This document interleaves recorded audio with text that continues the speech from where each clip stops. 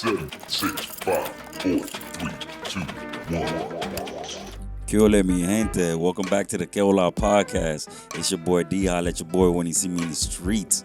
In today's episode, we dive deep into the journey of our special guest, Fleyva, a rising star in the comedy scene here in South Florida and nationwide, and a social media sensation.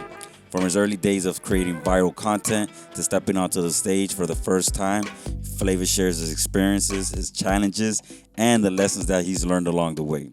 We discuss the importance of consistency, gratitude, and being able to be true to oneself in the pursuit of the success, all right? So grab your headphones and get ready for an inspired conversation that's going to motivate you to chase your dreams. Let's get into it, all right? Listo. All right, bro. So let's get into this mug. But before we get into this shit, Yeah. why are you wearing that disgraceful team? I have so much to say and so little to say. Bro, it's because, like, regardless of up or down, it's still my team, so I still got to rap. But you know, like if you have a girl, And they're playing today, though. if you have a girl and she can't cook or clean, Why is she a girl? what are you doing with that girl? Like you've been with her for 20 years. Okay, that's the And thing. she don't even Maybe she does other things for you. What if she don't even do that right? Like everything's all messed up. It's to the point that you got a side piece in the NFC, and you're like, what do I do now? Why am I still with you 20 years later? I mean, to be honest with you, I kind of feel that, but it's also like you don't have. What am I gonna do now? It's one of those situations like, what am I gonna do Like now? I gotta sell the house. You know what I'm saying? Like It's cheaper to keep her. it's cheaper to keep her, bro. It's so bad. Tua, yes or no? No, Okay, perfect. All right, so we have nothing to argue about. no, All right, bro. great. Like Yeah, Tua might be a great guy and all of that. I feel but you. football, it's football. Football wise, no, bro. No, he's not. He's not Yeah. gonna take you to the mountaintop No, it's at football. all. It's not even close. So it's just like You don't I got don't that. know. It's not only that. It's just that he doesn't fit into the system in the NFL right Doesn't now. fit It's in not any like he's system. fast. It's not like he could juke and get out of the, like, He can't throw. he could throw mid range, you know, like, He can throw 5 yards. yeah, like he could do 20s. You know who used to do that? There was this one quarterback who made his whole like career off of that, Off mid throws? off of mid throws. I forgot his Who name. was It was mid like throws? I think on the Dolphins? no, not on the Dolphins. He was like a traveling NFL player. There's a He was bunch like a of those. veteran, yeah. There are a That are bunch just of those. they're just like they make their but like he would always land in the starting position and his thing was like the mid, you know what I'm saying? And I get it, like you can't throw a really good deep ball. You're a quarterback. You have one job. Throw it in different areas. I mean, they have more than one job, bro. They have there's a lot of it's like I get it, throw it, but you also have to deal with the pressures. You got to understand the So it defenses. sucks. No, I understand. No, I agree with you. He doesn't suck. He sucks. No, he He's sucks. just- he sucks. He's just not NFL caliber, like top caliber. He's 5'11". Okay, I'm saying, but he's not All your top linemen 11. are 6'4", 6'5". Like you just can't be a Yeah, but quarterback. like, okay, Michael Vick got it done. 6'1".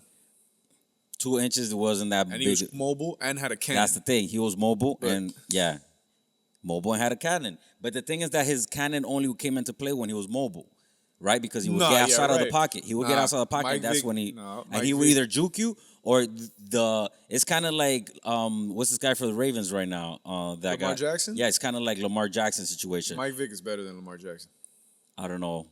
Better pocket presence than Lamar Jackson. He throws better than Lamar Jackson. Well, this year Lamar has started to get into the pocket thing, but Right. I'm not saying Lamar's bad. Lamar's a video game, but Yeah. different NFL different NFL. than what Vic played in for sure. For sure, for Easier sure. to run offensive numbers Yeah. up. I don't even know how Lamar he Vic chokes was a in the monster. playoffs. Vic was a monster. Yeah. So it's like if Tua would have some of those skill sets, then he would be better. But yeah, he's just Yeah. you know what? He's not starting quarterback positions. You know, if Tua could, throw, read a defense, read a playbook, like do anything a quarterback does, yeah, he'd be a great quarterback. For sure. That's another person. You dumb dog. So we're in another episode of the Kill Out Podcast.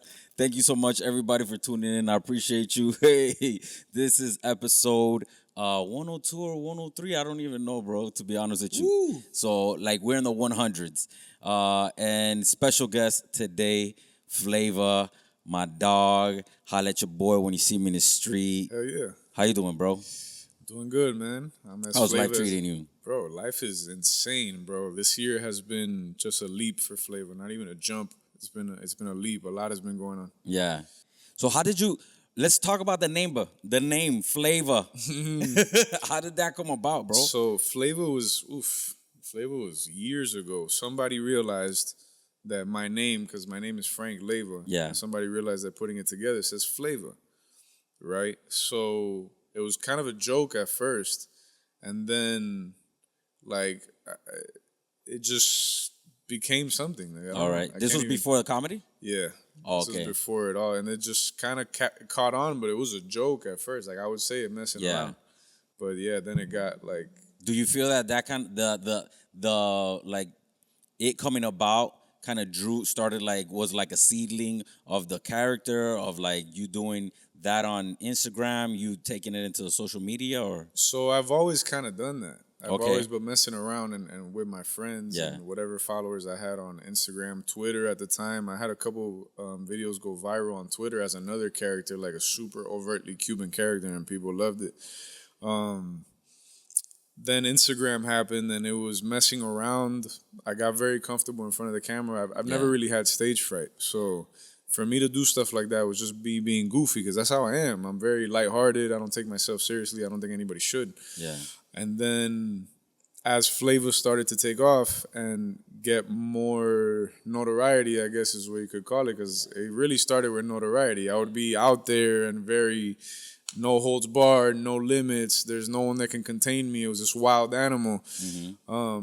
I started falling into the character, which was really being genuinely myself, my fun self, obviously with a little extra flavor. Yeah, a little you know? extra more pizzazz. Because it's showtime. Yeah. So, but At the Apollo. yeah, showtime at the Apollo. So yeah, I kind of started falling into the character, and the more things I got involved with, the more comfortable I got really understanding what Fleyva was and what it meant to go lights, camera, action. Okay. Yeah, so that's Fleyva in a nutshell. That's what's up, bro. Like, it was something that came organic. So, like, the talking to the camera, that was never, like, an issue with you. That's never, like... Never. Fleyva to me is organic. I'm very big on if you're going to create a character, if you're going to do something, if you want to do social media, if you want to act, if you want to be a rapper, singer, whatever you are, be as true to yourself as possible. Because then you're not putting on an act. Then people just like you for you. And it's easier to tell your story as you're doing that. So Fleyva is like genuinely me. Yeah. That's why people, I think, gravitate so much towards it and they like it and they can relate to it because it's authentic. I'm not putting on an act. It's like you, but accentuated. Yeah, it's like an extension of me. Like just an exclamation- exaggerated, yeah. yeah. Yeah, with an Exclamation exclamation point. Yeah. That's literally like it. Frank Leyva, exclamation point is Fleyva. Flavor, yeah. That's what's up, dog. That's fire, dog. How much of the like of the Miami Hialeah culture inspired Fleyva then? All of it. Like Fleyva is Hialeah to the max, and I always rep it. I'm Hialeah to like, the max. I'm from Hialeah, so I have to put on, and it's just that character is a Hialeah character. It's like you're not a GTA character, it's Yeah. a Hialeah character. So that's Fleyva. Yeah. Bro, I'd be sick if like Fleyva would be a character in GTA. In GTA, oh my god, that'd be You gotta insane. go do like a mission and Fleyva pops And out and Fleyva- shit at the jewelry store. Oh, yeah, I said it. It's a Cuban Link mission. That's funny. The Yeah. Cuban Link mission. Yeah, bro, that's wild. Like the whole like persona exclamation point. It's something that a lot of people that want to get into social media struggle with because it's hard for them to like first and foremost talking to the camera. Yeah. And secondly, like know how to accentuate the good parts of their character, Right. of themselves, right? What is the thing that actually draws people and what makes people like what people enjoy, right? And being entertained. Do you feel that's natural to you that you know what people naturally how they want to be entertained? Or is it something that you have to develop? I've always been kind of the class clown, the rebel in school and life in general. Like wherever I was breaking the rules and usually making people laugh. So to me, that just came naturally. It's really a part of my personality. With the social media, I think people get really caught up in the end result and they want success immediately. So when they start to post, they maybe get discouraged that they have 90 views or 100 views or 200 views and it consistently is happening that way. And they're like, oh my God, why haven't I blown up? And it's because you're just haven't been consistent enough. Yeah. You haven't figured out your niche. You haven't figured out how to accentuate those parts of your personality, because even the shyest person has a niche. Facts. Just figure out what is genuine to you. What do you like? What is the best part about you? And then put it on camera. You lose that fear in front of the camera after doing it 100 times. You will. After you post 100 times, it is impossible that you'll still be scared To of post. being on camera. Did it 100 times. That's Yeah. 100 reps in the gym. Your muscle's going to grow. Facts.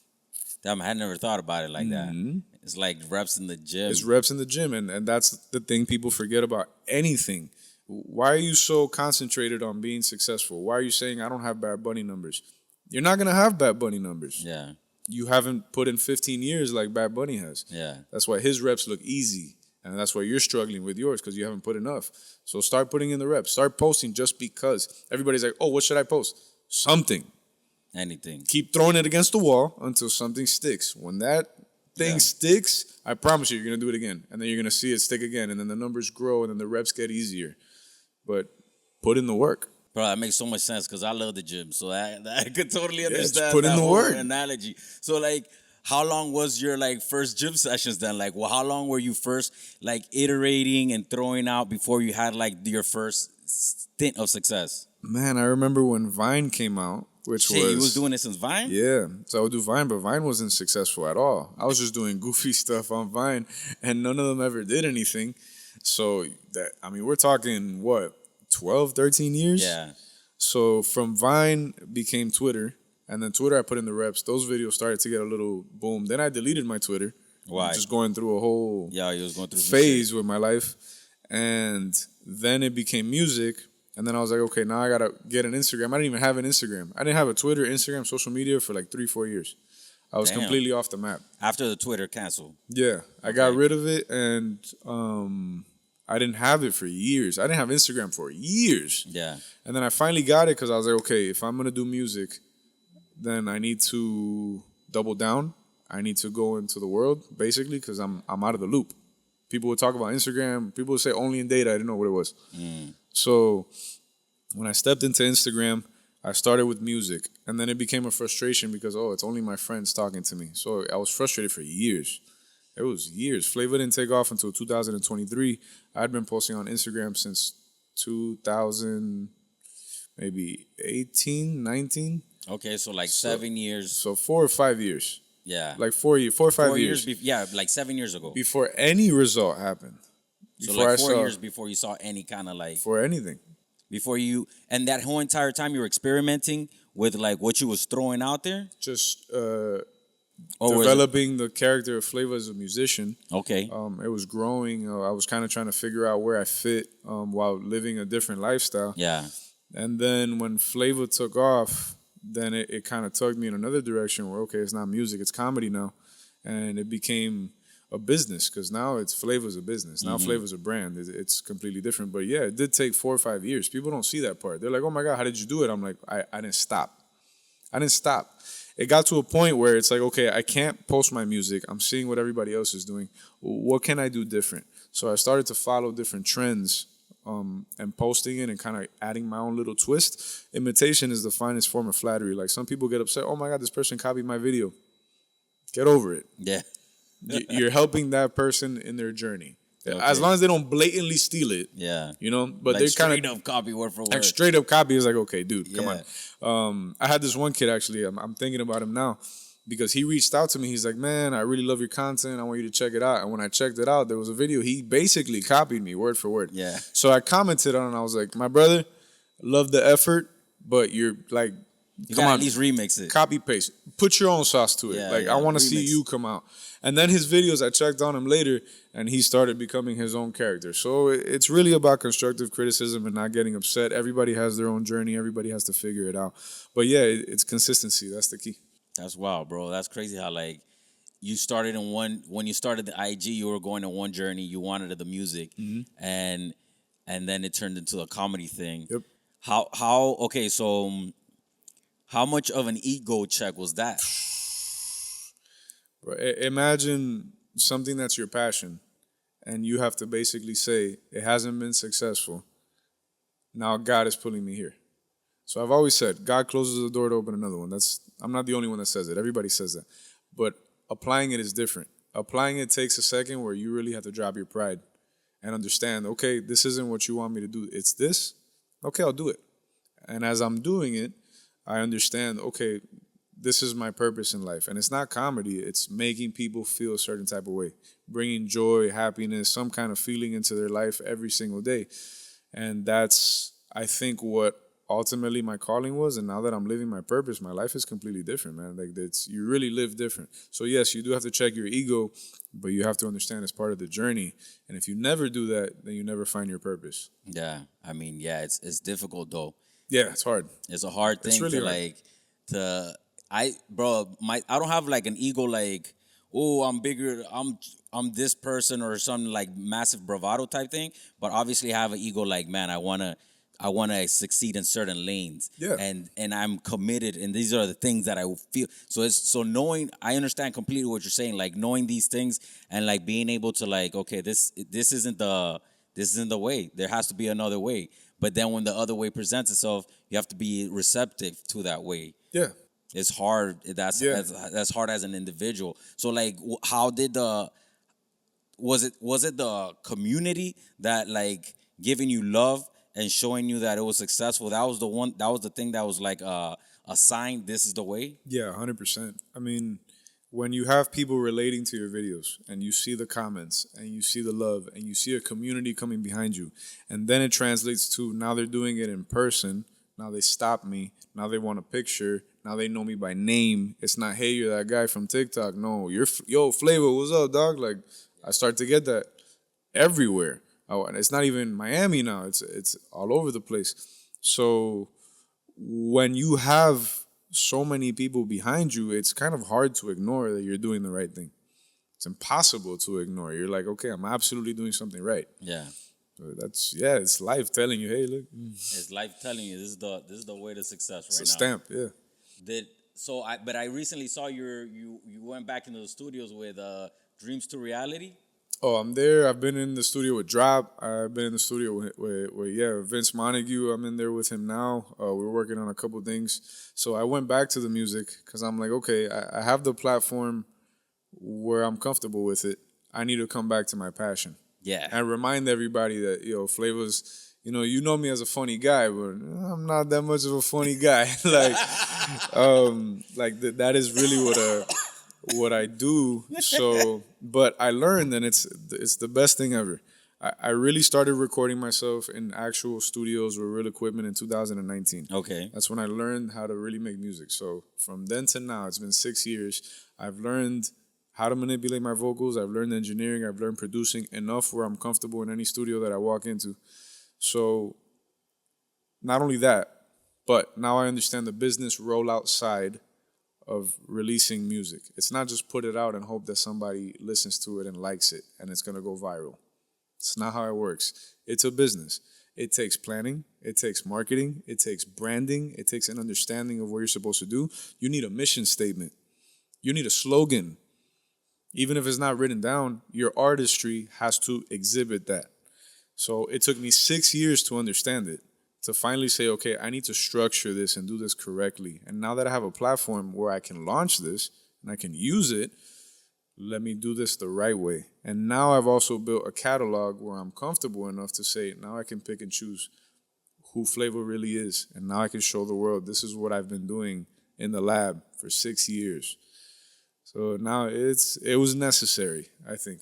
That's what's up, bro. It feels like a whole entire journey to get to what you originally were trying to get to. Yeah. Because also the fact that Fleyva in the comedy world took off, and then it provided you a platform and resources that also gave you the opportunity to take time and learn the other aspects of music, all those other things that you discussed, like the business aspect. Not only that, but also like putting it together. Because before you would have had to like hire an engineer and hire hire various people to do all these things. Now you could just with yourself make the beats, master your own music, things along those lines. Like that's been once again checking your ego, and maybe it's like just letting Like people always like, oh, I put it into the universe, but the universe gives you an answer, and you say, bitch, that's not what I wanted. So that's understanding the language of the world. So that's what the alchemist, this is the same thing in the book, The Alchemist, it's the language of the world. It's understanding how to communicate with the universe. So it's not just the signs that it gives you and what it's telling you, it's how do you respond now? Now that you have that sign, now that the universe told you, what's up, this is what it is, what do you do? Are you going to keep going against the current? Are you going to go with the flow? What are you going to do? You have to learn how to speak to it. Because even in The Alchemist, you see that he's on this journey and he's kind of steadfast on thinking that the journey is going to go one way. And it ultimately circles him back exactly where he started. Yeah. His treasure was in the same place where he was dreaming about his journey. So it's very similar to what I think a lot of people go to, whether they have small businesses, whether they're taking the risk of being public or whatever it is. It's understanding your journey and then also trusting the universe to take you on that journey and finding your treasure, I guess. Yeah, like what everybody dreams about when they have their, they're setting their goals and things. Mm-hmm. Like they will see themselves winning an Oscar or whatever, like the mountaintop, whatever that is to them, to their individual. It's wild how those things really come together in various ways. Like, but you have to be receptive to it. You have to be aware of it. Mm-hmm. It's not that in itself is a skill set. Yeah, being able to even understand that, that you have to read the tea leaves or whatever. Like to really understand what's being provided for you, and to have the attitude and the mindset to go through it, because it's not easy. It's not. And then people quit, and I see this all the time. I follow a lot of motivating pages on Instagram, and the message always gets recycled. The difference between people that are successful and those that are not is who decided to quit. That's it. It's not the most talented. Yeah. It's not the best looking. It's not the strongest. It's not the smartest. It's the most consistent. Yeah. Those are the people that make it, the people that don't stop, that their attitude stays positive. When the doors close, they're like, okay, on to the next one. On to the next one. I failed, great, what did I learn? Time to go to the next thing. Let me use what I did and let me do it again. Oh, I failed, what did I learn the last 2 times? And I'm going to do it 199, because 200 I'm going to win. But yeah, I recently read this thing where it's like, it could take years and years and years for you to get to that 1 year that completely changes your life. So why would you stop? Is it really your passion if you quit? It's not. If you decided to quit, if you decided to stop, it's not your passion. That's it. Put it aside, because even if you never see anything, do you enjoy doing it? Is it what you really love? Then you're winning. You're already on step 1. Yeah. The best step. Yeah. I feel like that's really the key right there. Because don't do it for others, do it for yourself. If you really enjoy it and it is really your passion, you're not doing it for others. You're doing it because you really like to do it. Same shit with my podcast, bro. I've been doing this for 7 years, and people are like, damn, Darwin, you doing your thing. I'm like, yeah, but I still ain't made $1 off this bitch. But how many conversations? How many conversations have you had through 100 and something episodes? So many conversations. You always come out with something? Yeah. Shit, bro. What else can you ask? Yeah. You apply it. We're sitting in your restaurant. How many people can tell me straight up, hey, I'm doing a podcast at my restaurant, basically in Midtown? Dude, you got to pat yourself on the back. Like, that's crazy. Thank you, bro. I appreciate that. So that's an understanding, too. Like, where did this journey take you? How many people did you meet? How many people were you able to relate to and talk to and understand and have real human connection? That is the most beautiful thing about life, is being able to meet different types of people, learning different things about people, applying it to your own life, and then looking around and saying, oh, shit, I did that. Yeah. Come on, man. Yeah, bro, I feel you, dog. I feel you. And also, you know what really the real other major key is that I've always had is just staying grateful. Yeah. That's hard. It's not hard for me. I'm an extremely grateful person. But I see other people, and it's extremely hard for them. It's just like, I tell people all the time, bro, you know what I'm saying? I came from the bottom, bro. You know what I'm saying? I grew up down south, Color Ridge, Ghouls. Like, I didn't have no plugs.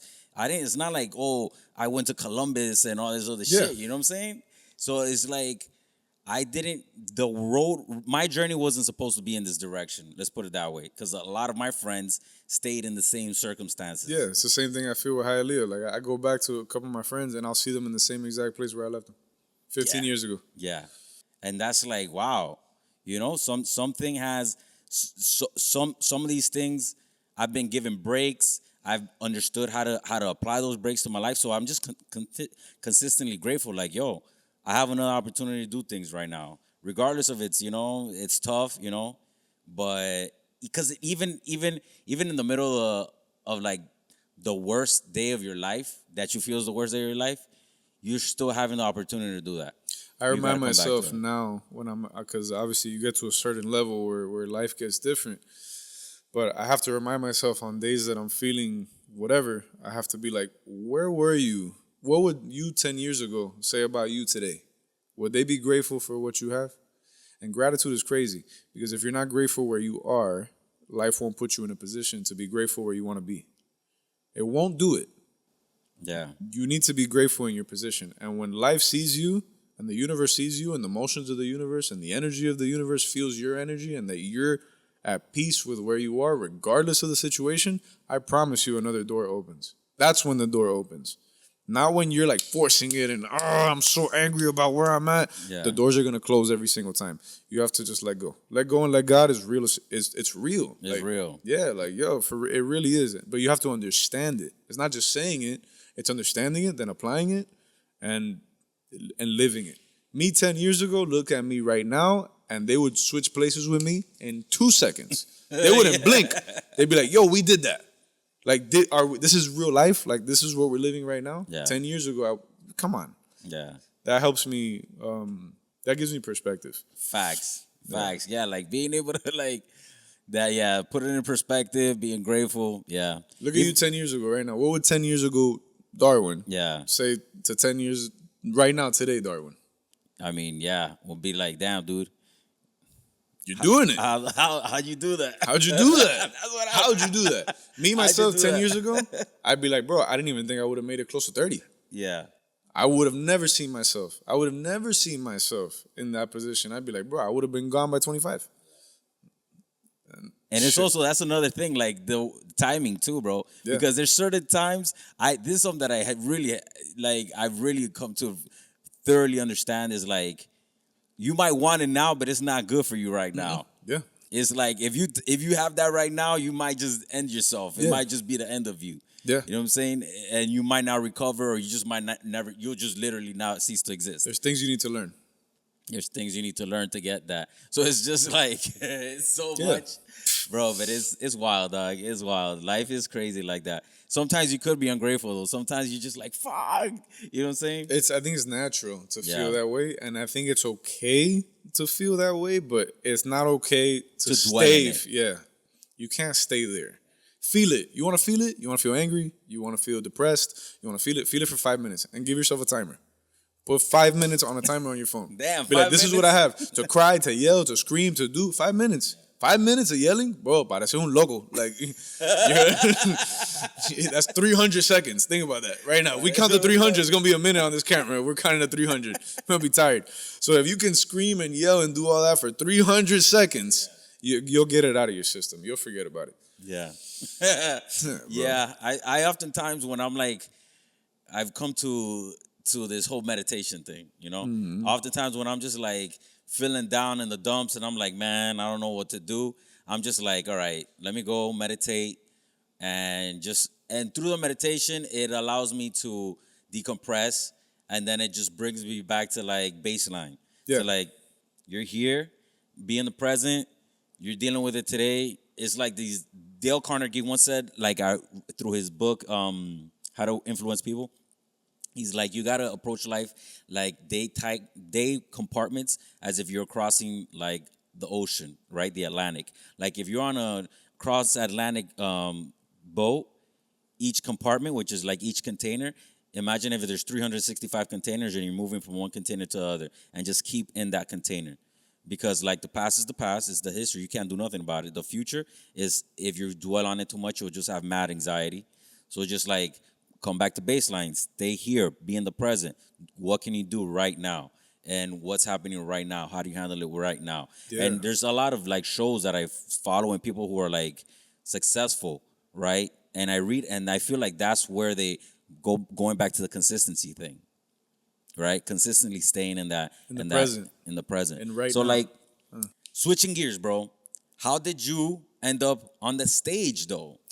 You know what I'm saying? Because like, so you were like doing it as a musician. You switched it up into the comedy scene, but then being able to go onto the stage and doing a whole entire act. What was that? How did you prepare? Like, So Fleyva took off March 2023 was the first viral video.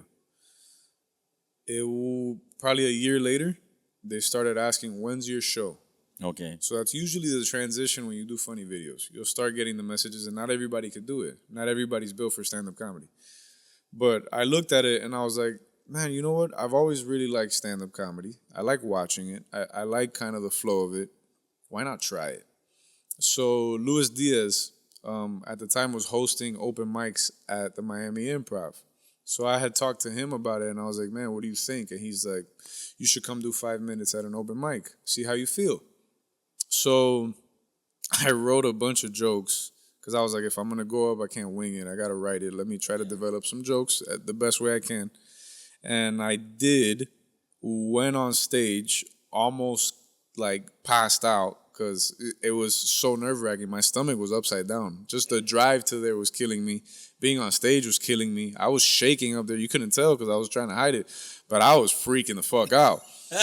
There's like 100-something people in there, and I'm like, oh shit. But the jokes started laughing. Make them laugh. But I'm seeing people laugh. Yeah. And I'm like, this is terrible. Like, why are you laughing? But they were. This is terrible. Yeah, and they're liking it, and I was like, oh shit. So I did the 5 minutes, which felt like 30. I felt like I was up there forever. And I came off, and I remember my heart is just... Yeah. But I go up to Lewis, and he was like, dude, that was fucking amazing. And I was like, I thought it was horrible.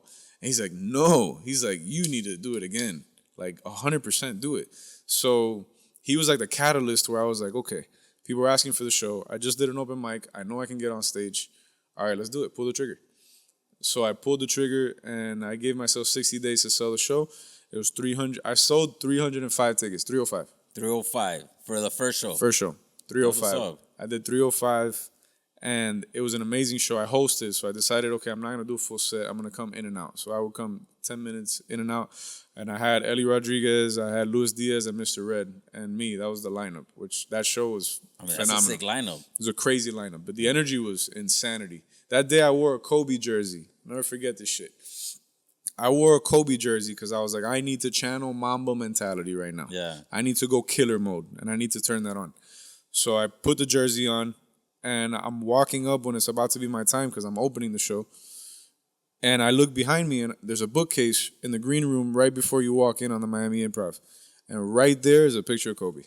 Damn, that's wild. Yeah, which is not there right now. If you go there, it's not there. Okay, but then it was there. In that moment, it was there. And I looked at it, and I tapped it, and I looked back at Mikey, and I'm like, all right, it's go time. Yeah. And he has that on video, which is insane. That's on video because you know Mikey's a ninja with the camera. He's crazy. And then I went out there, and once I saw the door open and I saw that shit full, it was like, okay, go time, boom, take off. And then after that, it's been I've done 8 shows since in a year. That's what's up, bro. Mm-hmm.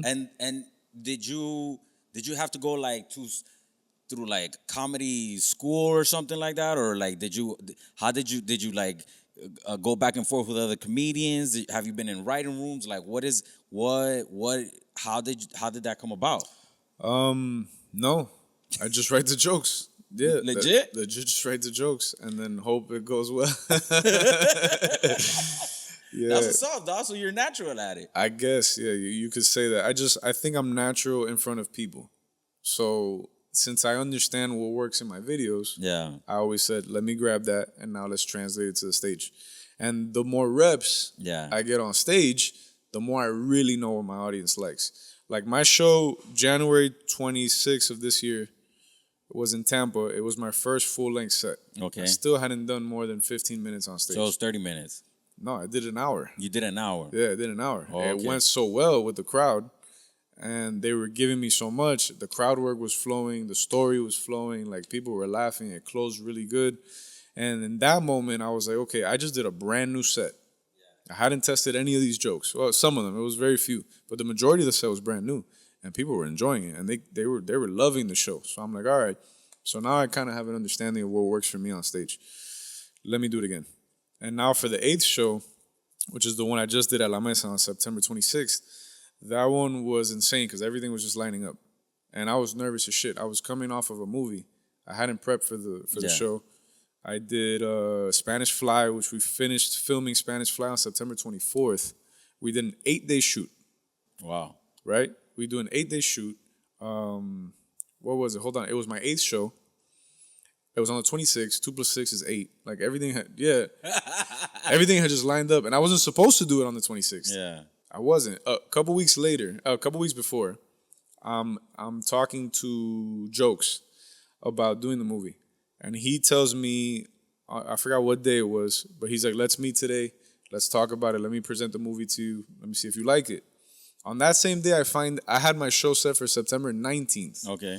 On that same day, Marcelo Hernandez announces his live Netflix taping on September 19th. Oh, so you're like... I look at that shit, and I'm not an idiot. I'm like, I cannot compete with this guy. Yeah. I'm not going to sell shit if I do this show. And that's me being transparent as hell. Like, I had to look at it as a business move. Facts. This guy is on another level. He's going to sell out every show. Everybody's going to want to go see Marcelo. Nobody's going to come to my show. So I was like, I got to move it. And I was frustrated as shit. And I'm fighting the universe that day. I'm like, how the fuck? Yeah. Like, are you fucking kidding me? Like, are you serious? Like, on my show, like, I've been prepping this shit forever. Like, I finally decided, let me go do it. Like, I was so angry. But a part of me was like, whatever, man. It is what it is. Let me move on. I sit with Jokes that same night. And I'm talking to him, and he's like, oh, yeah, we're going to be filming from the 14th to the 25th. I'm like, oh, so you're filming on the 19th? Yeah. He's like, yeah, we're going to be filming on the 19th. I was like, I'm doing the movie. He's like, For yeah. sure. I was like, I don't need to hear anything else. Like, I understood what had just happened in that moment. Like, life was like, yeah, this happened, but just give it a second. Chill out. You're about to find out something else. I ended up doing the movie, which was an amazing experience. Like, that movie was wow. Like, that's all I could say with that. Wow. Everything lined up. And I hadn't prepped for the show until the Sunday before the show. Yeah. Because I was so focused on the movie. I had 2 weeks before that, I'm performing a song in front of 15,000 people twice. I hadn't performed the song yet. I ended up performing Palo Palito. I hate the song. Yeah. That's the truth. I For don't the like Bananas, right? it's Cosmic Baseball. So Corey Cubano plays in it. He's my boy. And he calls me up mid-July. And I'm in one of the deepest holes I'd been in my life. Nobody knew that because everybody sees Fleyva on camera. Yeah. But what I was actually going through, I'm in a fucking hole. I'm in a rut. Yeah. And he doesn't even know that. And he calls me. And I'm laying down in bed. I remember I was feeling numb that day. I had just gone through maybe one of the worst days I had experienced in years, the day before. The next day, I'm just laying there. I don't have energy to do anything. Yeah. I hadn't had inspiration. I couldn't make music. My videos felt, everything around me felt like that. He calls me. He's like, hey, I'm looking for somebody to do a song for me. I need to do a walk-up song. And I want it to be funny. And the concept I have is from one of the videos we did, Palo Palito, like that chant. I just want it to happen. And something came up inside me, and I was like, oh, shit. I was like, can you give me 20 minutes? He was like, yeah.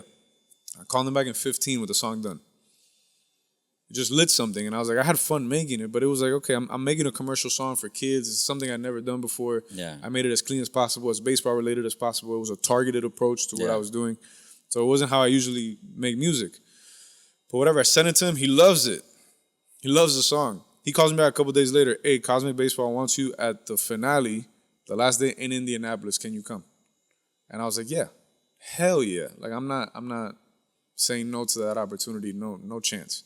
So I fly into Indianapolis. And we do 2 days, and we perform the song twice. Sold out shows, 15,000 people. I had gringo kids doing Palo Palito Palo. They're just dancing. It was insane. That's beginning of September. I go to Vegas after. I'm doing business meetings. I come back. I do the movie. It's an 8-day shoot. 2 days later, I'm doing a sold-out show at La Mesa. Crushed it. Best show I've ever done. By far. La Mesa Doral? La Mesa, yeah. I'm finishing my set. I had done 37 minutes. I thought I had more material to go for longer. But everybody's like, that's it? And they're looking at me on stage, and they're like, oh, that's it? And I'm like, I don't know what to tell you. And they start chanting, we want more. I was like, is this the cherry on top to everything that's been going on? It was insane. So I don't even know what the original one was. No. Like, I was just talking to you about how like all those things came about. Like, it was just the universe and trusting the universe. And then not only that, but not letting the doors close and keeping the momentum going. Okay, this is going to happen. Okay, this doesn't happen. Okay, pivot. What's next? And that experience of having to move my show was my like thing where I really started to understand. At the same time, I told you about The Alchemist because I'm reading The Alchemist at the same time. And then I'm seeing all this happening and I'm like, okay, this is the language of the world for real. Yeah. Like, this is really happening right now. I need to trust it. I need to go with this flow. When I started going with the flow, it was like one door after another, one door after another, one door after. Finish the movie, do a stand-up show. Now I'm walking red carpet at Latin billboards. That's what's up, bro. What is happening? Yeah. And I'm like, boom, now I'm going to Latin Grammys. Okay, now this. Okay, what's next? Okay, we have premiere for the movie. Okay, what's after that? What's the name of the movie? Spanish Fly. Spanish Fly. Yeah, that's a movie Don De Niro, he produced, he wrote it, and he took a leap with me. I'd never done a movie. Yeah. But he saw me. He's like, "You're perfect for the movie. Like, I need you to do this." Like, he came and met with jokes the day he was there. He explained everything. I saw the passion behind what he was doing. I was like, "I have to get behind you." It's a movie about two kids from Hialeah. Yeah. What are the odds? Facts. I get presented with something that's me. Basically, to an extent, it is me. And it was two kids from Hialeah, a Cuban and Dominican kid, trying to sell weed and make it in the game. I'm like, yo. What? Yeah, that's like everybody's story in Hialeah. It's like a real story. It's my story. Everybody has that story. Like, right? Bro, I was selling weed in 6th grade. You know what I'm saying? Like I think everybody at a certain point has done it. Like, you know, and like I had a point in my life where shit. But now fucking True Leaf is selling all the weed. And now True Leaf is everywhere. It's crazy. The original True Leaves, they don't even know. But yeah, bro. So all of that, how you basically like put together how you do your shows, how you do your material. So do you use your videos on Instagram as like the seeds for the jokes on the? No. They're So you keep them jokes. separate. Yeah, they're brand new jokes. Oh, okay. I use inspiration from the stuff I did. I do a lot of material about my dad. I do stuff about my mom. I try to keep it as genuine to me as possible. I go at the OnlyFans girls like I do, but usually it's new material, things nobody has seen. I want them to go to a show and say, okay, this is a brand new laugh. I don't remember this video. Like this is new. Yeah, like they don't, because it kind of feels like sometimes when you go see a person, an influencer, right, or somebody who's doing something on Instagram, and then for them to translate it to real life on stage. It's different. It doesn't hit the same. So I mean, I could totally respect that, how you're like keeping that in its own lane and you're doing the stuff on stage as a whole new like version, a whole new thing. It's a whole different art form. On videos, you can cut, stop, do it again, edit, cut, chop, do it. Not on stand-up comedy. Stand-up comedy, you'll get that reaction immediately. I've always said it's the toughest art form. If I paint a picture, right, I visually understand what I'm painting. Facts. I know, you kind of know if it's good or not. Music, you have a beat behind you. Even if your lyrics suck, you got a beat there. True. Stand-up comedy, you're getting a live reaction. And how do you know what's funny? You just got to throw it out there. What is funny? Yeah, it's so subjective. It's super subjective. So to be able to walk into rooms and make different types of people laugh. I had people in the last show that had walked in that they didn't even know what was going on. And I had to open 12 more seats just to sell the bar because they were like, whatever, let's jump in there. And they had a good time. To be able to do that, it's like, this is different. Like, it's a different understanding of people. And I guess how to influence people to an extent. But stand-up comedy is an animal. I respect and I tip my hat to every stand-up comedian. Yeah. And I always say Luis Diaz. I always go back to Luis Diaz because to me, the guy is a master at his craft. And before the show, I called him and I was like, I need you to hear my set. Because I was like, I need to go to somebody that knows what the fuck they're doing. Like, really knows. Because this was, again, I was trying a brand new set. The show was Friday. I had written it on Sunday. What the? So I'm like, this might not go well. Like, I'm freaking out every single day. I'm filming the movie and I'm thinking about my show. I'm like, oh, bro, it's not going to go well. Like, this is going to suck. So I called Louis. I was like, bro, I need you to, like, take an hour. I need an hour of your time. Yeah. And he heard it. And when we were done, he was like, dude, you're gonna kill it. Like, I promise you this is gonna do well. And he gave me that extra little to keep going. Because Louis is insane. Luis Diaz on stage.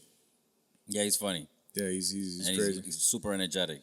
Yeah, he's an animal on stage. He really is. He got the reps. Yeah. You see it. So all these people that do stand-up comedy, It's not. Carlos Hernandez is another one. You see Carlos, the way he flows through it is insane. You got Mario Ramil, El Caballo, Mr. Red. These are just the Miami people that I'm mentioning. Yeah. There's a lot more of them. That if I'm missing people, I'm sorry. I'm just thinking about it immediately. But it's insane. Like, you have to respect stand-up comedy. It is the toughest thing to do in the game. It's hard. Yeah. It's and you know what? I feel like the fact that you've been able to do it through in different crowds in different places, right? Yeah. Because a lot of people, they'll get pigeonholed only in South Florida, right? So then they only experience the South Florida crowd. So they won't know how their material plays in other parts. Like, I had Ellie on the podcast, and she spoke to me about going to like Minneapolis and shit like that, and doing her whole like fucking fairy godmother. They fairy don't get it puta. up there, yeah. And like, some people got it and some people didn't. But like, it's different. But you have to experience that, because if you just stay in the Miami bubble and it's hard for you to grow, right?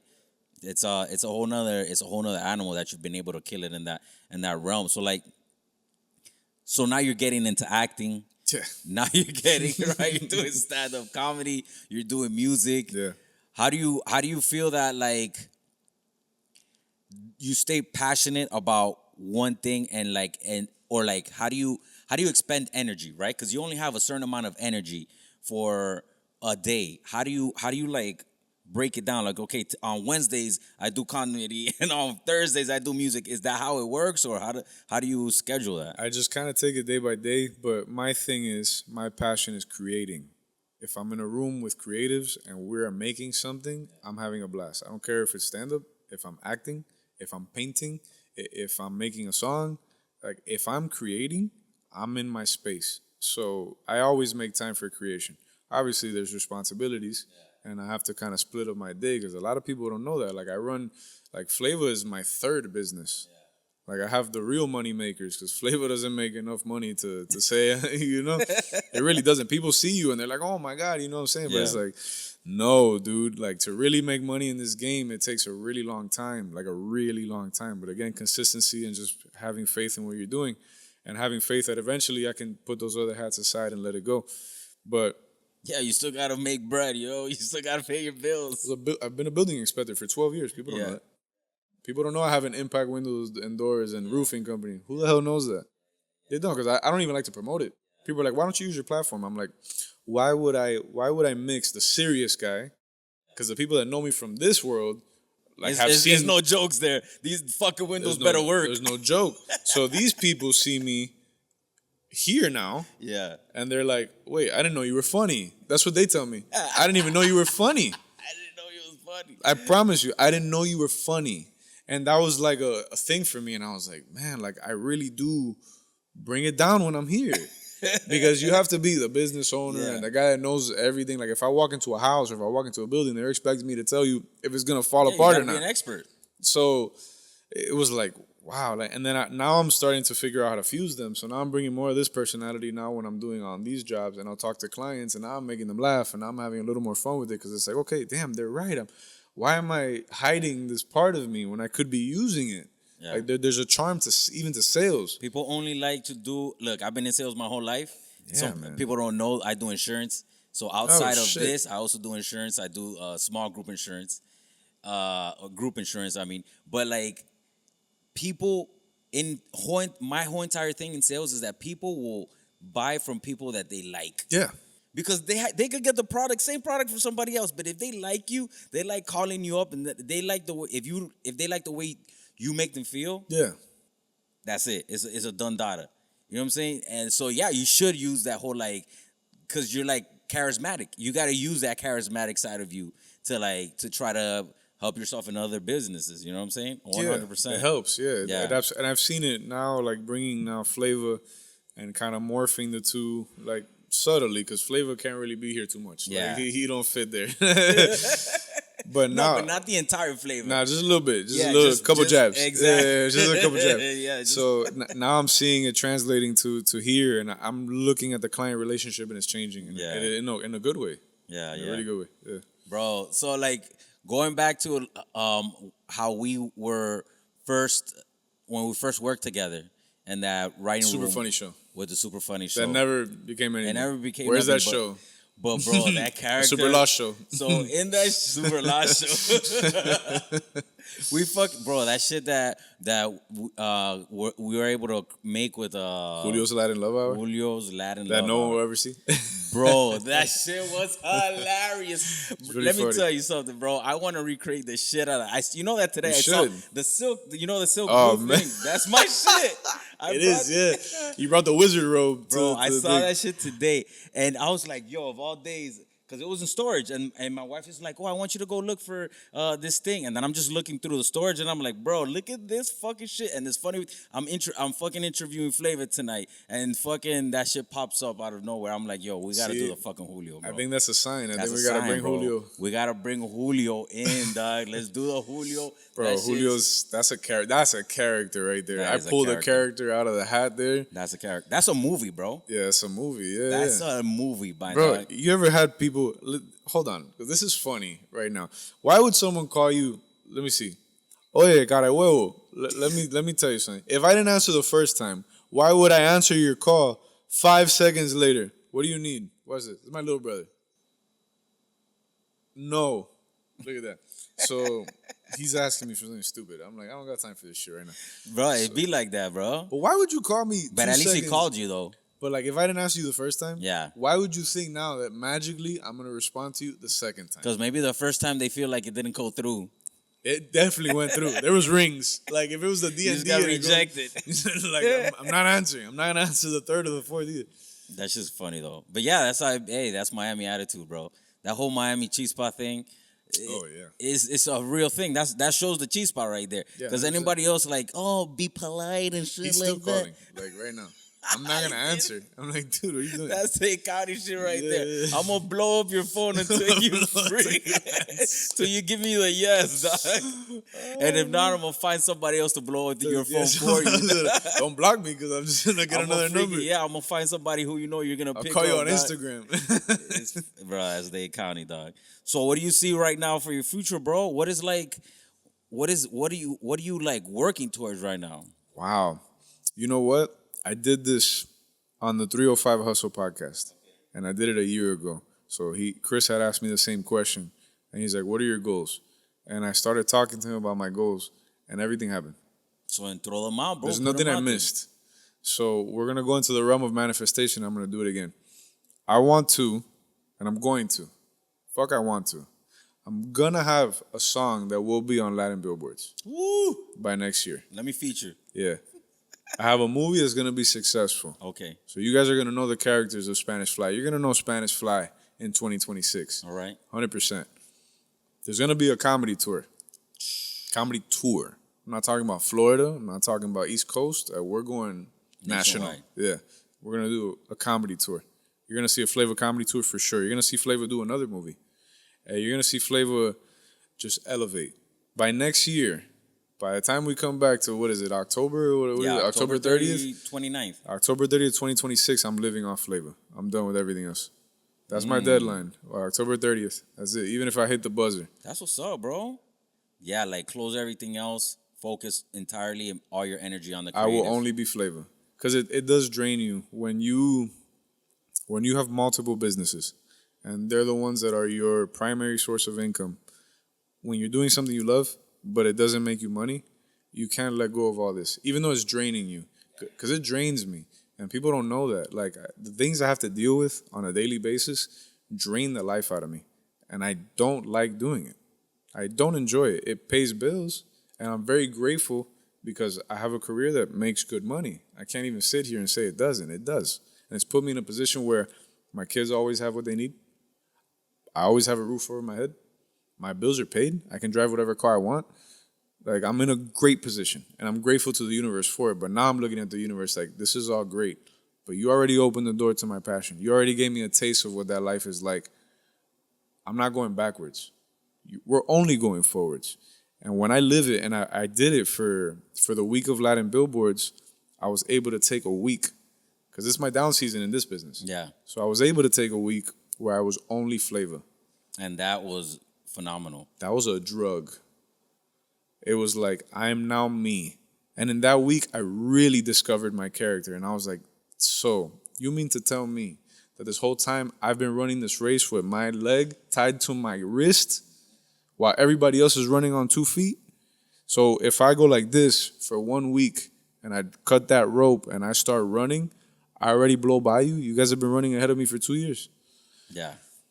So now Fleyva gets 1 week to be me, and I did a lot. Don't fuck with me if I get a year being completely Fleyva. You won't touch me. That's what's up, dog. Yeah. That's what's up, bro. I hope, from your lips to God's ears, bro. That's like, I feel that. I feel everything you just said. That like, I felt seen, dude. I'm a creative, and I have to do what I have to do for the bills, bro. You have to make the money. But it does drain. It feels like you're trading your time for this money, but what you really want to do is there, but it's just not bringing the resources for your food. So you really can't. Or you have to say, I'm going to take the risk 100% and depend on my savings and hope I don't blow through my money. Yeah. How many people can say that comfortably and just say, I'm going to do it? I don't think especially I'm in a with position. the cost of living in Miami. Yeah, I'm not in a position where I can say I have enough saved, and it's not like it's chump change, but you look at it, and then I do a quick math in my head, and I'm like, shit, but if I get to this point and it hasn't happened, but then that's that doubt, and that's not trusting the universe. And it's like, but it's already been happening. What are you talking about, dude? You think if you put 12 months of your time into this shit that you're not going to take off, why wouldn't you jump? You have the money sitting there, cashing your chips. Yeah. Sit back and be you. Facts, bro. Sit back and be you. Cash in those fucking. Now I'm saying it as I'm saying it to you. It's like I'm saying it to myself. Yeah. It's like cash it in. Fuck it. You did what you were gonna do. You're saying it to me too, bro. Yeah. You have to like. Yeah, you gotta jump. Yeah, fear is a lie, bro. Yeah, fear is a lie. Fear is a lie. Fear is a lie, and fear is okay to feel, but do you have the courage to face it? 100%. I feel like that's really been one of those massive lessons in my life. Like, I know I'm fearful of it, but I face it and I face it down. And every single time I face it down, I've come up, dude. Yeah. You know what I'm saying? It's like, why don't I just keep doing that more and more and more? It's impossible for the universe to reward somebody that faces it and looks it in the eye with courage. Yeah. It's wild. It's impossible that it's not going to give you what you're asking for. You're saying, hey, this is mine, that's it. Yeah. Obviously, not a pipe dream. Don't be like, I'm 33, I'm going to be an astronaut. Like, you're probably not going to be a fucking astronaut. You have tremendo gut. Like, sit your ass down. Go do something else. But a real passion with real emotion behind it, that the universe just aligns everything for you, like, there's no way you don't get what you want. If you look at the universe in the eyes and go, what's up, dog? I'm here. Yeah. What are you going to do? We're standing toe-to-toe now. What's up? The universe is going to back down. That's what's up, bro. For sure. Yeah. That's what's up, bro. So, like, if you go to, I guess, 2009 Fleyva, Vine's Fleyva. Oof. Like 2013, 2014. Okay, yeah. 2013. I was off 3-4 years. So, like, 2013 Fleyva. What do you tell him? Oh, my God, man. There's so much to talk to that kid about. This is a kid. There's so much to say, but it's like, I wouldn't want to tell him anything. Facts? I wouldn't want to say nothing to him. I would just want him to see the final product. Just look at me now. Just look like this. Just this. Me wearing this, like, this is the dope boy stamp in Miami. Yeah. It really is. It's like, if you can have this on your neck, like, you did something with your life. Like, that's always been me. Since I was a kid, I would see the dope boys with the big Cuban link, and how would you look at it? Like, yo, that's like my Rolex. That's like my Rolex. That's my Rolex. Having that Cuban link, you know what I'm saying? Slugged out, like that was the stamp. So I would just want to walk up just like this and stare him in the eyes and be like, what? How? No, don't worry about that. Just keep going. Just keep going. That would be it. That was it. Just keep going. I wouldn't want. My journey has had ups and insane downs. Like, if I could do a whole podcast on my downs. Yeah. I wouldn't want him to miss any of those. Every single one was a lesson, as bad as they were, because I'm talking about some dark places that people really wouldn't get. Yeah. You got to do it. You have to go through it, because you're going to come out a person that right now I wouldn't trade my brain for anyone else's. Yeah, I wouldn't trade my grit, my passion, my focus, my understanding of the world, my will to do things, my impulse, my no fucks given attitude. The only way I got here was going through every failure that I went through till today. So I wouldn't tell him nothing. Damn, that's what's up. I mean, you would just keep going. Just keep going. That's it. That's the only thing. Just keep going. Yeah, How? man. That's the thing. Consistency. Bro, it's tough out here, but yeah, every single time I talk to anybody who's like asking me about podcasting or any of the stuff that I do, I always say the same thing. It's just like, look, whenever an opportunity presents itself, if it's within my power to do it, I'm gonna do it. You know, because what else am I gonna do? Sit at home and watch Netflix? There's nothing else you can do. All you can do is keep clipping the clips and hope one goes viral. Yeah, And the day that one does, you're going to be like, shit. Even if it's at episode 250. yeah, Not saying that it will be. yeah, But regardless of when it happened, you're like, wow, so all of this was for that. And then by the time you get to that episode where things get viral, now you have 100-something episodes of content where people can now go back. Instead of it being your first time and like, oh, what do I do now? No. I can chill for a little bit. You know how much content I have? Let me just reclip everything and post it right back. yeah. What have you learned on your journey? You've probably learned how to up the quality on your videos. Facts. How to up the audio. Yes. Because nobody starts a podcast and it starts great. It's Yeah. usually horrible. Yeah. Unless you're a multi-millionaire and you have somebody doing it for you. No. It's tragic. So No, for everything, people, bro. The lighting, the everything. figuring out the lighting, figuring out the angles, figuring out the right location for your Yeah, podcast. Everything. It's Now you have it for now when people approach you and they say, "Hey, I want to be on your podcast." Yeah. Like I will pay you to be on your podcast. When it gets to that level, when sponsors come up to you, you're ready. Yeah. You're giving them a final product, and there's probably still more you have to learn, and still more you have to invest, and still more that you have to do. But once you get there, you're like, "Oh man, that's why I had to do 150 episodes." Yeah. Like, I feel you, bro. I feel you. And you know what? The fact that it's my passion to talk to genuine creatives and like entrepreneurs, because that's really the passion. That's where the passion comes from. It's like I'm a creative and I love creatives and I love entrepreneurs because I'm an entrepreneur and I love how like we're so ingenuitive. Like we're just like I feel like we're all like water. Like we see an obstacle and we're either gonna go over it, under it, around it, somewhere around it. We're gonna get around that obstacle, and it's something that it's so prevalent in South Florida. There's so many creatives, even in like the small little niches and things that that don't blow up. I love supporting them and I love talking to them because they're always gonna give you another perspective. You know, it's always love. I mean, in the game, there's always like haters and all of that, but whatever these people leave you as nuggets of information is always some knowledge that you could gain from it, regardless if it's as a hater or not. I work with everybody, and I've ran into people that are in the M's in their followers, and I've ran into some of them that are, los pies tocan tierra. Yeah. And I've met some of them that se creen la película. Yeah. And it's important what you're saying because supporting those small creators, if there's even a little bit of potential, is very important because you don't know. I know the difference I could make. If I grab one of those people and put them on a video of mine, I'm going to take them off. But I need to see something. And that's all I always ask. I've had people hit me up now after everything happened. And I got people calling me, yo, come to the studio session. I'm with this producer that's 3-4 times platinum or this diamond or blah, blah, blah. And I'm like, okay, but is he a vibe? Can I sit with him and make something? I don't care who he is. I really don't. Am I going to go there to make some bullshit? Like, who are you? Let me fill you out. Let me talk to you. Let me catch a vibe.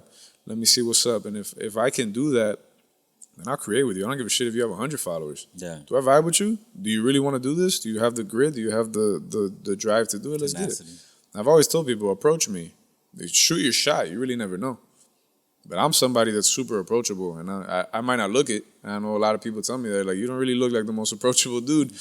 I've gotten that too. but I am, and like you could come up and people could come up and say what's up to me, and I'm very like I'm very big on living the character when people see me. Like I will turn it on in 2 seconds. They'll get Fleyva.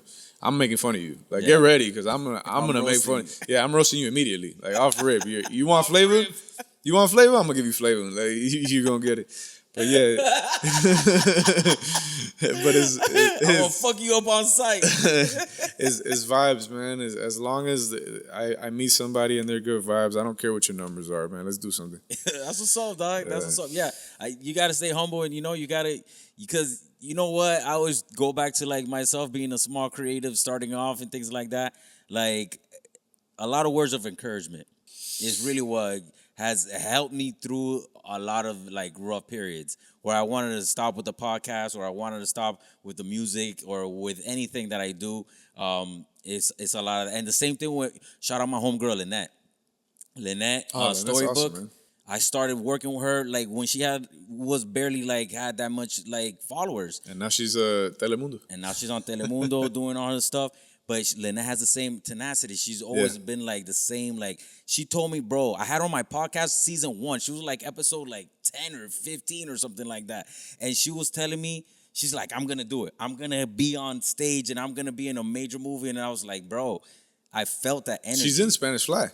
Oh, word? That's what's She's up. at the end of Spanish Fly. Like she's And in she it. takes it serious. She does. Lynette works her ass She off. does work her. She fucking Yeah. goes to acting class and all these Yeah. others. Bro, she works her ass. And but I saw it from the beginning. And I was like, you know what?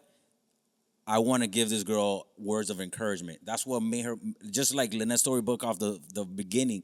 I was like, bro, this girl, I could see it. You know what I'm saying? There's people that you see that.